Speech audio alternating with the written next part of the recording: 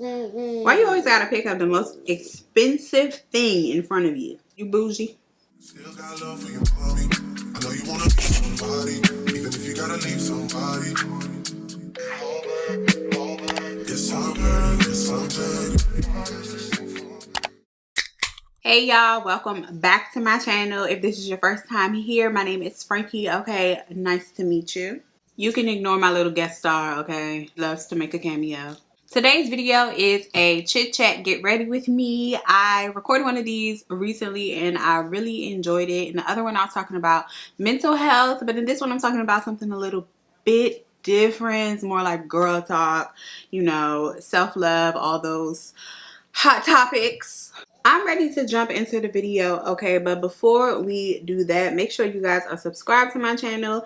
Hit that subscribe button, okay? And make sure you also hit that bell beside it so that you are notified every time I post, because you don't want to miss your favorite cousin posting a video, girl, okay? All right, let's get started. Okay, so let me address the elephant in the room. My shirt is wrinkly as fuck and I broke my nail. If you know me, you know I'm always breaking a nail. Okay, that ain't nothing new. I'm not sure what makeup look I'm gonna do, but I have an idea of the type of look I want to do. I just wanted to record myself doing my makeup and talk because I really liked doing it the first time I did it. If you didn't see that video, I will link it for you to watch. And this video is going to be very similar to that, but instead of talking about mental health, there's some other stuff I wanted to talk about. I'll put all of the products that I use in the description bar if you're interested in that. First thing I wanted to talk about is starting over after you've ended a relationship. Basically, some of the feelings associated with starting over. I know a lot of people have like a weird feeling about ending a relationship and like starting over once that relationship was in like a certain stage. Like I know for me, when things started to like be very clearly over in my relationship, one of the big reasons that I didn't want to like end it was kind of fear. Like when you're with someone for so long and they're who you're used to and y'all have started to kind of create this life together, it can be a little hard to imagine like starting over. I know just for my situation personally, one of the main reasons that I did have this fear of starting over was my son. I felt like I would be failing my son if I didn't do everything I could to make my relationship with his dad work. I felt like I couldn't do it by myself. I felt like me not being completely happy in the relationship was second to my son having a two-parent household. Because I grew up in a two-parent home. I didn't want my son not to have that. I couldn't imagine not having both of my parents in the house with me. Something I really had to realize is I am not my mama, okay? But I feel like for a really long time, that fear of, you know, me not being able to do it by myself, feeling like I couldn't raise my son by myself, like outside of that relationship, and also not want to be back out here in these streets, okay? It's ghetto out here. I felt like I just knew this person and I was comfortable. And something that I learned is that you cannot grow in your comfort zone. Just because something feels comfortable does not mean that it is okay or that it's right. So yeah, that relationship feels comfortable to you, but is it serving you? Like, do you feel like you're growing within that relationship? Or is this just a codependency? Like, are y'all just together because at this point it's what's familiar and y'all don't want to see the other side of what's there? Because I definitely feel like for me, at that point we had been together for years, so it felt like what we were supposed to be doing. I'm sure he would have a different interpretation of what was going on, but this is just mine, okay? This is what I think. I think a lot of time fear of the unknown really cripples us from doing stuff that is good for us. Not knowing what's on the other side of what you're doing is a big reason why a lot of people don't move forward with things. Like, fear of failure is so real. Not even just in relationships, but in everyday things like careers, moving on with your passions, trying new things. Like, fear of the unknown is insane. But a lot of success lives on the other side of that fear. So getting over it is so important. Conquering your fears really can only help you. Like, nothing bad comes out of conquering the things you're afraid of. Because once you get to a point where you are unafraid, and you know, even if something scares you, you're willing to try, you are unbeatable, girl. Can't nobody stop you if you're not afraid of nothing. So once you get to a point where your relationships, whether they be romantic or like family, friendship, whatever, once you get to a point where those relationships are no longer serving you, you definitely have to cut the ties, okay?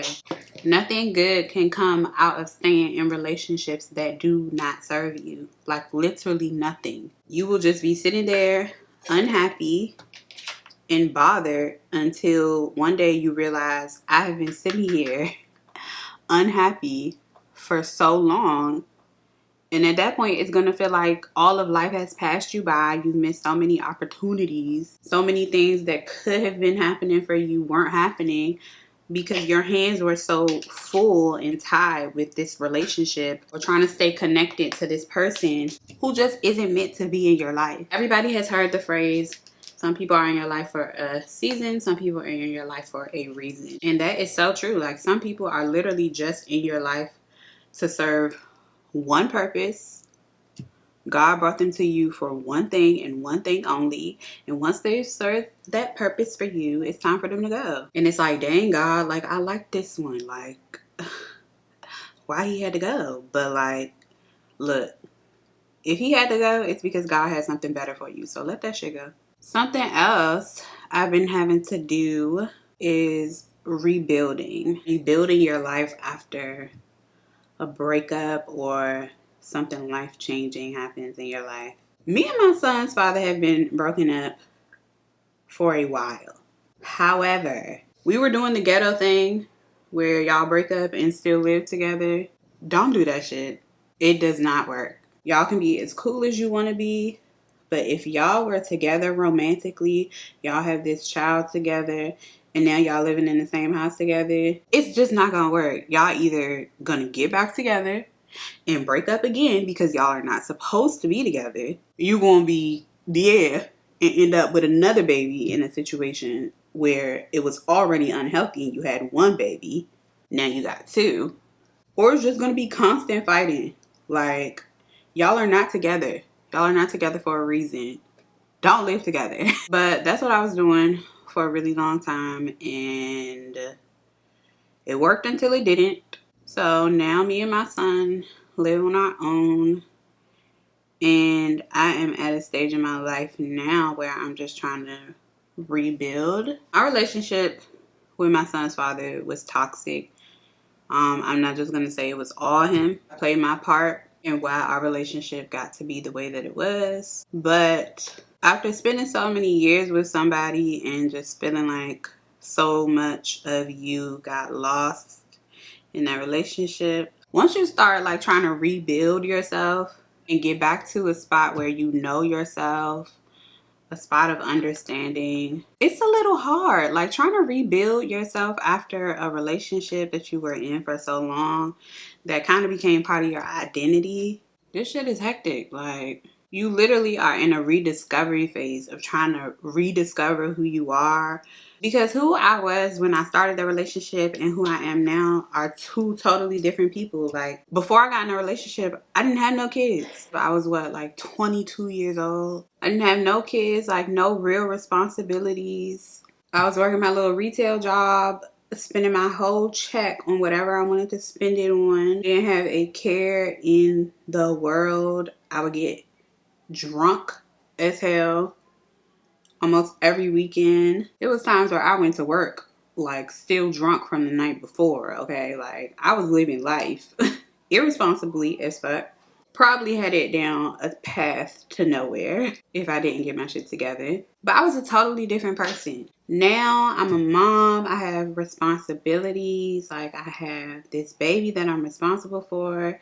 I have to pay rent. I pay so many freaking bills. I'm just at such a different place than I was before I had my son. So it's really like a rediscovery phase, because I look in the mirror sometimes and I don't recognize myself. Like, I don't feel like myself. Entering into that relationship, I was one person, and now that it's over, I'm a totally different person. And I have a kid. Like, I can't go back to the person that I was. So it's like I have to reintroduce me to me. Like, really on some real high, I'm Frankie, nice to meet you. Because the me I was is just not acceptable for where I am in life now. Like, I'm almost 26. I have this baby. I can't go back to that me. So entering into like the rediscovery phase of life, it just requires so much work from myself. I cannot talk and do this at the same time. I feel like I can't even move.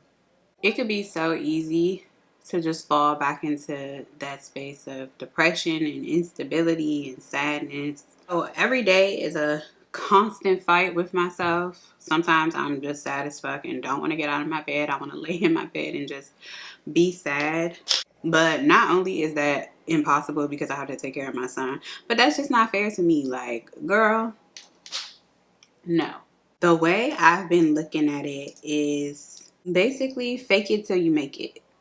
I don't have all the confidence in the world. Like, right now, I'm not in like the most confident state. So every day, I just tell myself I do. Really, pretend. Pretend to have the confidence that you so desperately want. Like, it sounds insane, but that shit has literally been working for me. I tell myself every day, girl, you are the shit. Like, I compliment myself on everything. Like, every little thing. I will wake up, and when I go in the bathroom to brush my teeth in the morning, I'm like, girl, your teeth look good today. And I say this stuff out loud. Like, I will be brushing my hair, and I'm like, yes, hair. Like, okay, even when that shit don't look good. Just say kind stuff to yourself about yourself all day out loud. Don't wait for somebody else to do it. Just do it for yourself, and it will improve your attitude so much. Like, words have power. The words we say about ourselves start to reflect on us, whether we notice it or not. So if you say negative stuff about yourself, that negative stuff will start to be true. Like, just like you can manifest positivity, you can manifest negativity. Sitting up saying negative stuff about yourself does not please the universe, okay? This here universe is going to give you exactly what you give it. And if you're giving it negativity, it's going to give you the negativity right back. So just be kind to yourself. Give yourself a little bit of love and kindness. Say nice things about yourself. Okay, every day should be a self-love journey. And the more you do that, slowly but surely, you'll start to see those things reflecting in your life. Because if this year has not taught me anything, it really has taught me that manifestation is so real. The things that I have been able to manifest for myself in just the past like 8 months are amazing. I just know that for me, when I want something or when I feel like I need something, I say it out loud, I write it down, I pray about it. I look into ways to make those things happen, conventional, unconventional, and I really, really just talk to myself about it. And the things start happening. Like, manifestation is how I was able to get my apartment. I applied for my apartment and got approved like a day apart. And I really do believe that I was able to get this apartment because, like, when I applied for it, I told myself that it was already mine. I told myself I deserved it. And it's like, a lot of people are probably like, girl, you apply for an apartment. If you got the credit, you get approved. But no. If y'all knew the half, if y'all really knew the tea, you understand why it's so amazing that I got this apartment. I have manifested money, okay? And I don't mean like little sums of money. I mean large sums of money. I've manifested jobs in the past. Like I said, words are powerful as hell. So do not speak negativity into your life, because if that's what you're doing, if you're speaking negative things into your life, the universe is going to think that that's what you want. You like the negativity. It's going to keep giving it to you. I got a little off topic, but that's because I'm passionate.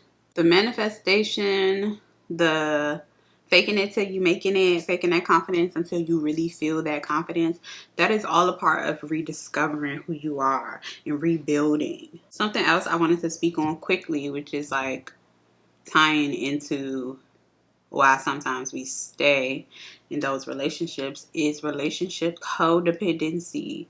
I don't know if I said this already. I think I did, but a lot of people stay in unhealthy, unserving relationships just because of codependency. I learned that love and codependency do not have to go hand in hand. As a matter of fact, they shouldn't go hand in hand. Healthy relationships, whether they are romantic, familial, they should not have a codependency. Your happiness should not be dependent upon whether you are with this person or not. That is a problem. Having an unhealthy codependency in your relationship is how you get lost in your relationship. And it's why a lot of the time when the relationship is over, you don't know who the fuck you are. And that's really something that I wish I had known like earlier in life. But earlier in life, I wasn't in relationships, and the best teacher is experience. Now I know for next time, codependency is not love. Codependency is codependency. And if you depend on that relationship too much, when you don't have it, you end up stuck looking stupid somewhere. Yeah, I'm gonna put these on. Something else I have learned this whirlwind of a time for me: other people are not responsible for my happiness. That's like a basic principle. I feel like we all know that other people are not responsible for making us happy. Like, that's your job to make yourself happy. I just mean like on a deeper level than even like that. Basically, other people do not care about you as much as you think. And not to sound negative or whatever, I mean, that's some real negative ass shit. But think about all of the stuff you have going on in your life. Some people have that many things and more going on in theirs. So that's not to say that what's going on with you isn't important. And the people who genuinely love you obviously care about your well-being and want you to be good. But when you wake up in the morning, is what's going on in your friend's life top of mind for you? No. When you wake up in the morning, your own like business is the top of mind for you. Like, that's what you're thinking about. That same thing applies to other people. When they wake up in the morning, they're thinking about themselves, and that is okay. So you cannot develop this dependency on the people you know to keep you happy. Like, that's unrealistic. We got to be responsible for our own happiness, because depending on someone else to keep you happy will leave you disappointed every time. Even the people you think you can count on, do not expect them to be there for you through everything. You want to talk to Amanda and Keisha about everything you got going on, and Amanda and Keisha got their own life. So yeah, girl, they love you, but they can only love you so much. Like, they not responsible for making you happy. Besides your parents, who literally brought you into this world, so that is their job up until a certain age, nobody is responsible for making you happy. Not even your husband, girl, okay? Should you be happy in your relationship with someone? Absolutely. But the sole reason you're happy, that responsibility falls on nobody but you. Should they add to your happiness? Absolutely. You shouldn't be with somebody who doesn't add to your happiness, but it's a happiness that you have to already have. Because if you are unhappy, there's only so much that the person you're with can do. I really had to have that talk with myself. If I'm not doing the work to make myself happy, the person who loves me, the people who love me, they can only do so much. I really got to start writing stuff down, because my mind be all over the place. Do not lower your standards, but definitely lower your expectations. Basically, people are human. They're not perfect. You make mistakes. And a lot of the time, people are selfish, which there's nothing wrong with that. I think there is a healthy type of selfish to be. You do got to put yourself first a lot of the time. There are a lot of people who put themselves first all of the time. So you shouldn't lower your standard for what you deserve. You shouldn't take just anything from anybody. Like, never. If you set a standard for how you want to be treated in a relationship, how you want your friends to treat you, the type of people you want to surround yourself with, and it's a realistic standard, don't lower that just so you can have more friends. But don't set high expectations for people, because people will let you down. Even if they don't mean to, even if they don't know that they're letting you down. Like I said, we're not perfect. So sometimes in life you really do have to hope for the best, but expect the worst out of people. Do not put what you expect out of the world, or what you would do in a situation, how you would react if something happened a certain way and it was your turn to react to it. Don't put that on other people. Do not lower your standards. Okay, you deserve what you deserve. Don't lower your standards just because the person you think you want it from isn't meeting them. The worst thing you could ever do is let somebody tell you what you deserve. This is bright as fuck. The amount of time I wasted arguing with somebody about something I know I deserve, I could have just been going to go get it. I have told myself that there is just no space for negativity surrounding what I deserve. Because I'm not going back and forth with you. I know me better than anybody else on this planet, okay? I know me. I know what I do every day. I know my thought processes. I know what I talk to God about. I know what negative and positive things in my life I could work on. I know myself. I have been myself for 25 whole years, okay? Can't nobody tell me about me.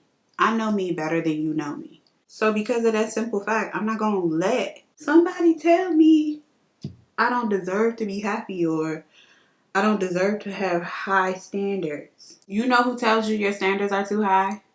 People who don't meet them. People who don't want to do the work to become the person that it takes to meet your standards. And this just goes for reasonable stuff, okay? Not like you don't got a job, don't have your own money, can't even afford a burger from McDonald's, but you demand that a man has a Rolls Royce, or he just simply cannot take you on a date. That's a little hectic, but if those are your standards, I mean, hey, who am I to tell you not to have them?